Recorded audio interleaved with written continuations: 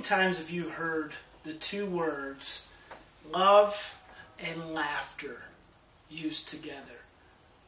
See, the significance is that love and laughter are both essential to reducing and relieving stress. Love and laughter help to release oxytocin. When was the last time you had a good laugh? Especially with a loved one. You were sitting around and you just got tickled watching a movie, watching your children, talking to friends, family, and you just had a good big guffaw. Just laughed until your belly started to ache. See, the moment you begin to laugh, your brain releases cortisol, and that cortisol also triggers your hypothalamus to release oxytocin.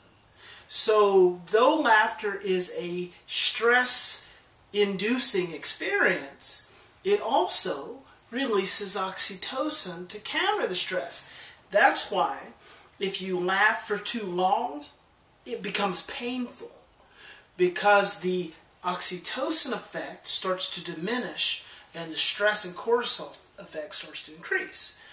But just day to day, moment to moment, there's no better medicine than to have a good laugh, especially when you're with loved ones. And so think about that for this month. What are some ways that you can reconnect with your loved one and have more laughter? And in the process of having more laughter, enhance your experience of love and oxytocin. Just to get on the floor and wrestle unexpectedly, to pull them down on the ground and give them a light tickle. Nothing painful, just a light tickle. Or to do something silly like go in the room and dress up funny and maybe put on your wife's high heels and her skirt or something. Well, maybe I'm giving away a little too much information, but you know what I mean. Do something a little funny, something that's going to bring about some humor, something that's going to give everyone a good laugh. And then you'll notice everyone feels a little bit more relaxed. Everyone feels a little closer, a little more connected. That's because oxytocin is flowing in the brain and the body. It's flowing amongst you. Did you also realize, and have you also realized, that sometimes you just be walking along and you'll see two people engaged in a conversation and they'll just be tickled and they'll just be laughing and laughing.